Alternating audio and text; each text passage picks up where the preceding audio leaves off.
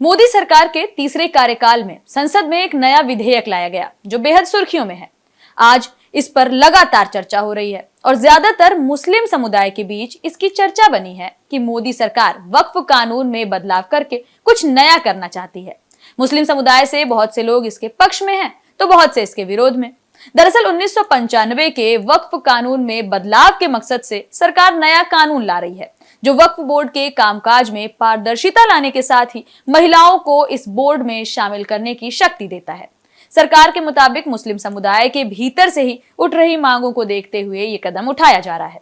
इस विधेयक का उद्देश्य मौजूदा वक्फ अधिनियम के उन क्लॉज को रद्द करना है जो वक्फ बोर्ड के असीमित अधिकार को देते हैं। राजनीतिक दलों के बीच इस बिल को लेकर तीखी बहस छिड़ी है।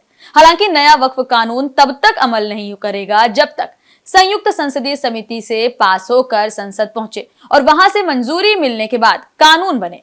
अभी जेपीसी इस नए वक्फ कानून पर लोगों से राय ले रही है। संसदीय कार्य और अल्पसंख्यक मामलों के मंत्री किरेन रिजिजू ने 8 अगस्त को लोकसभा में वक्फ बिल 2024 पेश किया। कांग्रेस और समाजवादी पार्टी समेत विपक्षी दलों ने इस बिल को मुस्लिम विरोधी कहा है। विपक्ष के विरोध के बीच भी ये बिल लोकसभा में बिना किसी चर्चा के ज्वाइंट पार्लियामेंट्री कमेटी यानी जेपीसी को भेज दिया गया। उनके सुझावों को इसमें शामिल किया जा रहा है, लेकिन अब जेपीसी के इस फीडबैक में जरूरत से ज्यादा सुझाव आ गए हैं। भाजपा सांसद निशिकांत दुबे ने वक्फ बिल पर मिले 1 करोड़ से ज्यादा फीडबैक पर चिंता जताई है। जेपीसी ने बिल में सुधार के लिए फीडबैक मांगा था। अब तक 1.5 करोड़ सुझाव आए हैं। अब निशिकांत दुबे ने फीडबैक की संख्या पर ही सवाल उठा दिए हैं। उनका आरोप है कि ये आंकड़े चौंकाने वाले हैं। इसमें आईएसआई और चीन का हाथ हो सकता है। दूसरी ओर अल्पसंख्यक मामलों के मंत्री किरेन रिजिजू ने भी आंकड़ों पर हैरानी जताई थी। आज के एक्सप्लेनर में हम फीडबैक के आंकड़ों पर लेकर आई चिंताओं पर बात करेंगे। नमस्कार, मेरा नाम है किरण। भाजपा के मुखर सांसद निशिकांत दुबे ने एक बड़ा बयान दिया है जो सुर्खियों में है। निशिकांत ने कहा है कि नए वक्फ कानून पर लोगों की राय और फीडबैक में साजिश दिख रही है। निशिकांत दुबे ने कहा कि ये कट्टरपंथी संगठनों आईएसआई और चीन की साजिश है। निशिकांत दुबे भी उसी 31 सदस्यीय जेपीसी का हिस्सा हैं और उन्होंने कमेटी के अध्यक्ष जगदंबिका पाल को लेटर लिखकर इस मामले की जांच की मांग की है। दुबे ने लेटर में लिखा, करोड़ों की संख्या में आए फीडबैक में साजिश नजर आ रही है। निशिकांत दुबे ने कहा कि ये असंभव है कि अकेले भारत से 1 करोड़ से ज्यादा रिएक्शन मिल जाए। मेरा मानना है कि जेपीसी कमेटी को हमारी विधायी प्रक्रिया की अखंडता और स्वतंत्रता सुनिश्चित करनी चाहिए। निशिकांत दुबे ने जेपीसी अध्यक्ष जगदंबिका पाल को एक पत्र लिखकर संदेह जाहिर किया है। इतनी बड़ी संख्या में फीडबैक केवल भारत के भीतर से ही स्वाभाविक रूप से नहीं आ सकता। उन्होंने बताया कि कई फीडबैक की भाषा मिलती जुलती है, जिससे साजिश की बू आ रही है।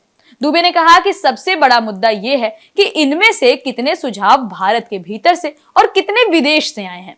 संसदीय मामलों के मंत्री किरेन रिजिजू ने भी इन्हीं चिंताओं को दोहराया और कहा कि इतनी भारी संख्या में मिले फीडबैक सामान्य स्थिति को तो नहीं दिखाते।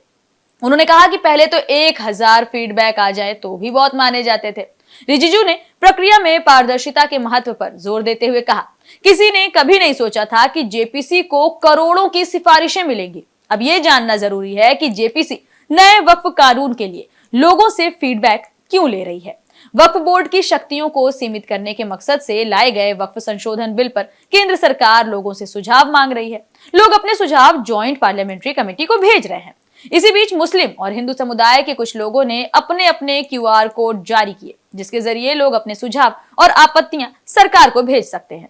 देश में बहुत सारे मुसलमान अलग अलग क्यूआर कोड वाले बैनर लेकर कई इलाकों में गए और लोगों से क्यूआर कोड स्कैन करके वक्फ संशोधन बिल के खिलाफ अपनी आपत्तियों को ज्वाइंट पार्लियामेंट्री कमेटी यानी जेपीसी को भेजने के लिए कहा। बड़ी संख्या में मुस्लिम समाज के लोग बिल के खिलाफ ईमेल भेजकर अपनी आपत्ति दर्ज करा रहे हैं। सुझाव देने की प्रक्रिया को सरल बनाते हुए मुस्लिम समुदाय के कुछ लोगों ने आपत्ति दर्ज कराने के लिए क्यूआर कोड जारी कर दिए, जिसमें स्कैन करके सिर्फ प्रेस बटन दबाना था और फिर ईमेल के जरिए वे अपनी आपत्ति और सुझाव भेज सकते थे।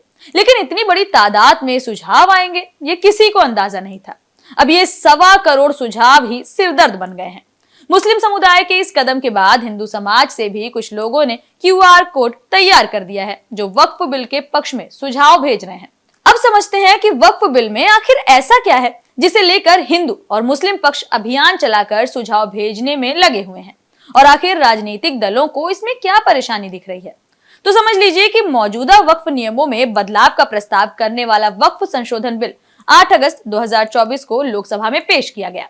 विपक्षी दलों ने इस विधेयक का विरोध किया और चिंता जताई कि इससे पर्याप्त चर्चा के बिना पेश किया गया है। जवाब में सरकार ने विधेयक की आवश्यकता की जांच करने और इसके हितधारकों से इनपुट इकट्ठा करने के लिए एक जेपीसी की स्थापना कर दी। इस कमेटी में 31 सदस्यों को शामिल किया गया। समिति में 21 लोकसभा सांसद और 10 राज्यसभा सांसद हैं, जिसमें कई मुस्लिम सांसद भी शामिल हैं। जेपीसी की बैठकें भी हुई, जिसमें लोगों से राय मशवरा किया जा रहा है। अब ये जानते हैं कि आखिर वक्फ होता क्या है। वक्फ मुसलमानों के जरिए धार्मिक, धर्मार्थ या निजी उद्देश्य के लिए दी गई व्यक्तिगत संपत्ति होती है। संपत्ति के लाभार्थी अलग अलग हो सकते हैं, लेकिन संपत्ति का स्वामित्व अल्लाह के पास माना जाता है। वक्फ एक डीड या डॉक्यूमेंट के जरिए या मौखिक रूप से बनाया जा सकता है। साथ ही किसी संपत्ति को तब भी वक्फ माना जा सकता है अगर इसका उपयोग लंबे समय से धार्मिक या किसी भी धर्म से जुड़े हुए उद्देश्य के लिए किया जाता रहा है। संपत्ति वक्फ घोषित हो गई तो वो हमेशा वक्फ ही रहेगी। वक्फ संपत्ति को वापस पलटने की कोई व्यवस्था नहीं है। वक्फ संपत्तियों को वक्फ अधिनियम 1995 से मैनेज किया जाता है। 1913 में मुस्लिम वक्फ मान्यकरण अधिनियम लागू हुआ। 1923 में मुस्लिम वक्फ अधिनियम आया। स्वतंत्रता के बाद केंद्रीय वक्फ अधिनियम 1954 पास हुआ। केंद्रीय वक्फ अधिनियम 1954 को वक्फ अधिनियम 1995 से बदला गया। वक्फ एक्ट 1995 में आखिरी संशोधन 2013 में हुआ था। तब वक्फ संपत्ति पर अतिक्रमण के लिए 2 साल तक की कारावास की सजा का प्रावधान किया गया था। साथ ही वक्फ संपत्ति की बिक्री, उपहार, विनिमय, बंधक या हस्तांतरण को स्पष्ट रूप से प्रतिबंधित कर दिया गया था। वक्फ कानून एक सर्वेक्षण आयुक्त की नियुक्ति का प्रावधान करता है, जो स्थानीय जांच करके गवाहों को बुलाकर और सार्वजनिक दस्तावेजों की मांग करके सभी वक्फ संपत्तियों की सूची तैयार करता है। वक्फ संपत्ति के प्रबंधन के लिए कानून में मुतवल्ली की व्यवस्था की गई है। मुतवल्ली एक पर्यवेक्षक के रूप में काम करते हैं। वक्फ संपत्तियों का प्रबंधन ठीक उसी तरह किया जाता है जैसे भारतीय न्यास अधिनियम 1882 के तहत न्यासों के अधीन संपत्तियों का प्रबंधन होता है।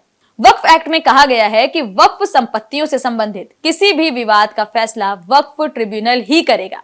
ट्रिब्यूनल का गठन राज्य सरकार करती है, जिसमें 3 सदस्य होते हैं। एक अध्यक्ष जो जिला, सत्र या सिविल न्यायाधीश हो, दूसरा राज्य सिविल सेवा का एक अधिकारी और तीसरा शरीयत का ज्ञान रखने वाला कोई शख्स। कानून में राज्यों में वक्फ बोर्ड, वक्फ परिषद, मुख्य कार्यकारी अधिकारियों के गठन और नियुक्ति के प्रावधान भी हैं। वक्फ बोर्ड में शामिल सीईओ और सांसद मुस्लिम समुदाय से होने चाहिए। वक्फ बोर्ड राज्य के अधीन एक ऐसा निकाय है जो पूरे राज्य में वक्फ संपत्तियों के संरक्षक के रूप में काम करता है, यानी इसकी सुरक्षा करता है। अधिकांश राज्यों में शिया और सुन्नी समुदायों के लिए अलग अलग वक्फ बोर्ड बने हैं। देश की लगभग सभी प्रमुख मस्जिदें वक्फ संपत्तियां हैं और राज्य के वक्फ बोर्ड के अधीन है। वक्फ बोर्ड का नेतृत्व उसका अध्यक्ष करता है और इसमें राज्य सरकार, मुस्लिम विधायकों, सांसदों, राज्य बार काउंसिल के मुस्लिम सदस्यों, इस्लामी धर्मशास्त्र के मान्यता पाए हुए विद्वानों और 1 लाख रुपए या उससे ज्यादा की वार्षिक आय वाले वक्फ के मुतवल्ली में से 1 या 2 को नामित करती है। बोर्ड को कानून के तहत संपत्ति का प्रशासन करने और वक्फ की खोई हुई संपत्तियों की वसूली के उपाय करने, बिक्री, उपहार, बंधक, विनिमय या पट्टे के माध्यम से वक्फ की किसी भी अचल संपत्ति के हस्तांतरण को मंजूरी देने की शक्तियां मिलती हैं। हालांकि मंजूरी तब तक नहीं दी जाती जब तक वक्फ बोर्ड के कम से कम 2/3 सदस्य ऐसे लेन देन के पक्ष में मतदान न करें। विधेयक में वक्फ कानून के मौजूदा ढांचे को काफी हद तक बदलने के प्रस्ताव किए गए हैं। प्रस्तावित संशोधन में वक्फ को नियंत्रित करने की शक्ति को बोर्ड और ट्रिब्यूनल से हटाकर राज्य सरकारों को देने की बात कही गई है। अभी वक्फ बोर्ड और ट्रिब्यूनल में बड़े पैमाने पर मुस्लिम समुदाय के सदस्य होते हैं। विधेयक में वक्फ अधिनियम 1995 का नाम बदलने का भी प्रस्ताव है। नया नाम एकीकृत वक्फ प्रबंधन, सशक्तिकरण, दक्षता और विकास अधिनियम 1995 करने का प्रस्ताव है। विधेयक के जरिए वक्फ एक्ट में मुख्य रूप से 3 बदलावों के प्रस्ताव किए गए हैं। पहला, विधेयक की धारा 3A में कहा गया है कि कोई भी शख्स तब तक कोई संपत्ति को वक्फ को दान नहीं कर सकता जब तक कि वो संपत्ति वैध मालिक से ना जुड़ी हो और ऐसी संपत्ति को हस्तांतरित या समर्पित करने के लिए वो सक्षम ना हो। इस प्रावधान से वैसी संपत्तियों पर वक्फ पर कब्जे रुकेंगे जो किसी के नाम से दर्ज नहीं है। दूसरा, विधेयक की धारा 3C(1) में कहा गया है कि इस अधिनियम के प्रारंभ से पहले या बाद में वक्फ संपत्ति के रूप में पहचानी या घोषित की गई सरकारी संपत्ति को वक्फ संपत्ति नहीं माना जाएगा, यानी कोई भी सरकारी संपत्ति वक्फ प्रॉपर्टी नहीं हो सकती। और तीसरा, धारा 3C(2) जो सरकार को यह तय करने का अधिकार देता है कि वक्फ के रूप में दी गई संपत्ति सरकारी जमीन है या नहीं। विधेयक में कहा गया है कि अगर किसी संपत्ति को लेकर सवाल उठता है तो ये सरकारी संपत्ति है या नहीं, तो उसे क्षेत्राधिकार वाले कलेक्टर के पास भेजा जाएगा। कलेक्टर जांच करके संपत्ति की पहचान करेगा और अपनी रिपोर्ट राज्य सरकार को भेजेगा। मौजूदा वक्फ कानून में ऐसे विवाद का फैसला करने का अधिकार ट्रिब्यूनल के पास है। प्रस्तावित प्रावधान में यह भी कहा गया है कि ऐसी संपत्ति को तब तक वक्फ संपत्ति नहीं माना जाएगा जब तक कि कलेक्टर अपनी रिपोर्ट न सौंप दे। इसका मतलब है कि जब तक सरकार इस मुद्दे पर फैसला नहीं कर लेती, तब तक विवादित जमीन पर वक्फ का कंट्रोल नहीं हो सकता। विधेयक में यह भी प्रस्ताव किया गया है कि वक्फ संपत्तियों की ऑडिटिंग भी की जाएगी और इसका अधिकार केंद्र सरकार के पास होगा। प्रस्ताव कहता है कि केंद्र सरकार को भारत के नियंत्रक और महालेखा परीक्षक के जरिए नियुक्त लेखा परीक्षक के जरिए या उस उद्देश्य के लिए केंद्र सरकार के जरिए नामित किसी भी अधिकारी के जरिए किसी भी समय किसी भी वक्फ के लेखा परीक्षण का निर्देशन करने की शक्ति देगा। विधेयक राज्यों में वक्फ बोर्ड की संरचना को बदलने का प्रस्ताव करता है। लोकसभा में विपक्षी सांसदों ने इस बात का पुरजोर विरोध किया है कि विधेयक में गैर मुस्लिम को भी वक्फ बोर्ड का सीईओ नियुक्त करने का प्रस्ताव है। साथ ही राज्य सरकारों को ये शक्ति होगी कि वे वक्फ बोर्ड में कम से कम 2 गैर मुस्लिम सदस्य रख सकें। देश में इस वक्त करीब 30 वक्फ बोर्ड हैं और इन पर अक्सर आरोप लगता है कि वे दूसरों की संपत्ति को मनमाने ढंग से अपना करार देते हैं। बोर्ड को ये शक्ति वक्फ अधिनियम 1995 की धारा 40 में मिली हुई है। इसके मुताबिक राज्य वक्फ बोर्ड किसी भी संपत्ति को वक्फ संपत्ति घोषित कर सकती है अगर उसके पास ऐसा मानने की कोई भी वजह है। ऐसे मामले में बोर्ड उस संपत्ति के तत्कालीन मालिक को नोटिस भेजता है। अगर इस पर कोई विवाद हुआ तो बोर्ड की ओर से ही मामले की जांच भी हो जाती है। पहले केवल नोटिस भेजने भर से ही जमीन पर बोर्ड का हक हो जाता था, लेकिन मई 2023 में सुप्रीम कोर्ट ने अपने फैसले में कहा कि किसी भी संपत्ति को वक्फ घोषित करने के लिए केवल अधिसूचना जारी करना काफी नहीं है।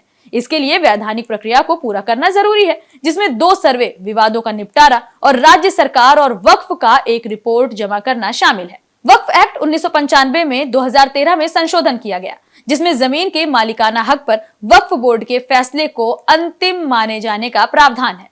बोर्ड के फैसले को रद्द या संशोधित करने की ताकत केवल ट्रिब्यूनल के पास है। वक्फ ट्रिब्यूनल में प्रशासनिक अधिकारी होते हैं। ट्रिब्यूनल में कौन शामिल होंगे, इसका फैसला राज्य सरकार करता है। जब बोर्ड संतुष्ट हो जाता है कि कोई जमीन एक वक्फ संपत्ति है, तो वो उस पर शैक्षणिक संस्थान, शॉपिंग सेंटर, बाजार, आवास या फिर आवासीय फ्लैट को बनाने के लिए, उनके विकास के लिए काम कर सकता है। दरअसल वक्फ बोर्ड के पास इतनी संपत्ति है जिसका अंदाजा लगा पाना भी मुश्किल है। देश में सेना और रेलवे के बाद सबसे ज्यादा वक्फ संपत्तियां हैं। आरोप यह भी लगता है कि इतनी संपत्तियों के बावजूद ज्यादातर वक्फ बोर्ड कंगाल हैं और अपनी संपत्तियों में हो रहे भ्रष्टाचार तक को नहीं रोक पा रहे। जितनी आय वक्फ बोर्ड की होनी चाहिए उतनी नहीं है, ये भी आरोप लगते हैं। सरकार की कोशिश है कि वक्फ बोर्ड में जिस तरह के भ्रष्टाचार के आरोप लग रहे हैं उसे खत्म कर दिया जाए और उन प्रावधानों को भी रद्द कर दिया जाए जिसमें वक्फ बोर्ड की वो शक्तियां शामिल हैं जिसके आगे न्यायपालिका में अपील तक नहीं हो सकती। आम नागरिकों की ज्यादा भागीदारी के लिए पुराने वक्फ अधिनियम को सरल करने की कोशिश की जा रही है, लेकिन वक्फ अधिनियम में बदलाव को लेकर मामला राजनीतिक और हिंदू मुस्लिम के एंगल पर पहुंच चुका है। फिलहाल के लिए इतना ही। देश और दुनिया से जुड़ी तमाम खबरों से अपडेटेड रहने के लिए बने रहिए डेली लाइन के साथ।